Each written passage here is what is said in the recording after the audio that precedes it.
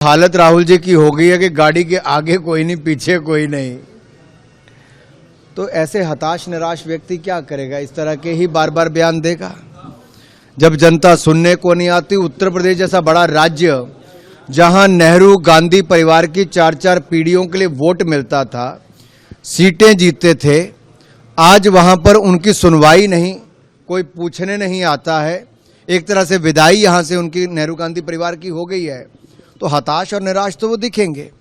और दूसरा, जब वो यहाँ से हार के वायनाड चले गए थे, तो वायनाड से केरल से जाके उत्तर प्रदेश के लोगों के बारे में जो टिप्पणी की थी, उसका दर्द मुझे भी आज तक होता है। तो उत्तर प्रदेश के लोगों को कितनी पीड़ा होती होगी। सोनिया जी को कई बार जताया, लेकिन उन्होंने भी अपने क्षेत्र की अनदेखी की। तो अब वो उत्तर प्रदेश से भी राज्यसभा की सांसद नहीं, कहीं और से जाके बने। क्या उनके सहयोगी गठबंधन दल भी उनके लिए सीट नहीं दे पाए? ये अपने आप में प्रश्नचिन्ह खड़ा करता है कि ये दिखावे का गठबंधन है, कुल मिला के ठगबंधन है।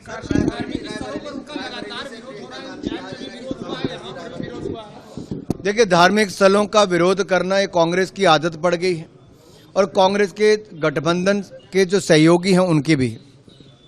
कभी राम जी को अपमानित करना, कभी सनातन धर्म को कुचलने की बात करना, कभी उत्तर दक्षिण को बांटने की बात करना, कभी भारत के टुकड़े टुकड़े की सोच रखना, कभी भारत के टुकड़े टुकड़े गैंग के साथ गठबंधन कर लेना, उनको अपनी पार्टी में शामिल कर देना। आखिर ये कैसी सोच कांग्रेस की और उनके सहयोगी दलों की हो गई है? और इन सब विषयों पर कांग्रेस चुप क्यों है?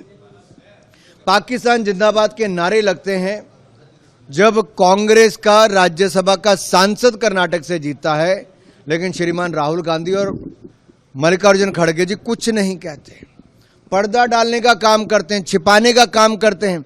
फॉरेंसिक रिपोर्ट आती है तो उनकी पोल खुल जाती है। आखिरकार ये क्या सोच के चले हैं?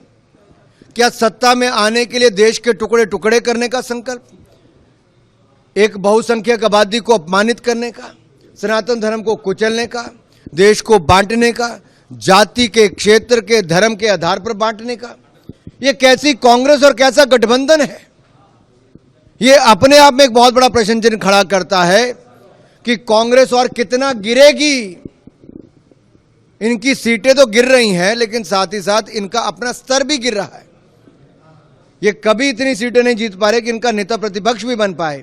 और जितने गंदे और भद्दे बयान अब दे रहे हैं, अब जनता भी तय कर लेगी कि सुपड़ा साफ कांग्रेस का होगा। जी भारत।